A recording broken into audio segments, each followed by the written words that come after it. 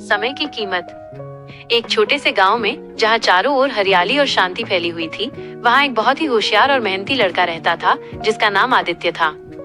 आदित्य को हमेशा से ही घड़ी की टिक टिक की आवाज में एक अजीब सा आकर्षण महसूस होता था। उसे लगता था कि हर एक टिक टिक की आवाज के साथ समय का एक छोटा सा हिस्सा हमेशा के लिए गुजर जाता है, जैसे रेत मुट्ठी से फिसल रही हो।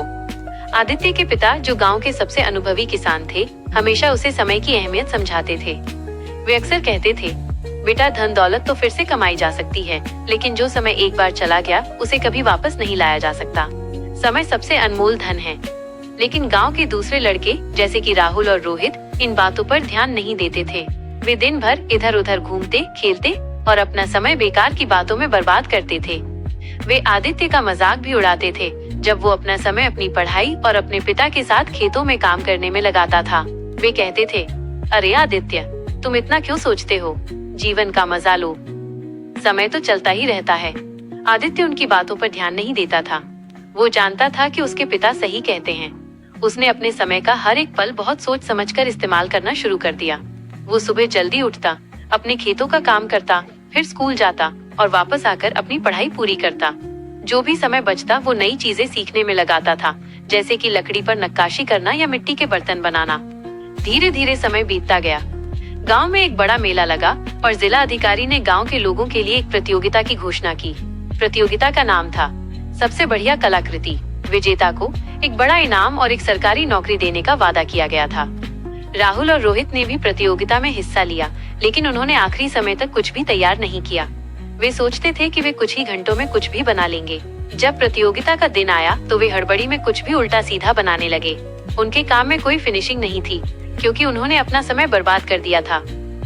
दूसरी तरफ आदित्य ने बहुत पहले से ही एक बहुत ही सुंदर और बारीक काम वाली लकड़ी की घड़ी पर नक्काशी करना शुरू कर दिया था। उसने हर एक पल का सदुपयोग करके उस घड़ी के हर एक हिस्से पर बहुत ध्यान से काम किया था। जब वो अपनी कलाकृति लेकर आया तो सभी लोग उसकी खूबसूरती को देखकर दंग रह गए। जिला अधिकारी ने आदित्य की कलाकृति की बहुत तारीफ की। उन्होंने कहा, ये सिर्फ एक घड़ी नहीं है, बल्कि ये समय के महत्व का प्रतीक है।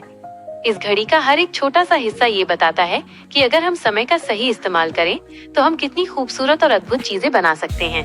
आदित्य को विजेता घोषित किया गया। उसे बड़ा इनाम और सरकारी नौकरी मिल गई। राहुल और रोहित को अपनी गलती का एहसास हुआ। उन्होंने देखा कि जिस समय को वे सिर्फ एक चलती हुई नदी समझते थे, वही समय आज आदित्य के लिए सफलता का पुल बन गया था। राहुल ने आदित्य से माफी मांगी और कहा, आदित्य, हम तुम्हारी बात को नहीं समझे। आज हमें पता चला कि समय की असली कीमत क्या होती है। तुमने समय का सदुपयोग किया और आज तुम सफल हो। आदित्य ने मुस्कुराते हुए जवाब दिया, समय किसी का इंतजार नहीं करता। आज जो समय हमारे पास है वो हमारे भविष्य का सबसे बड़ा निवेश है। इसे बर्बाद करने की जगह इसका सदुपयोग करना ही सबसे बड़ी बुद्धिमानी है।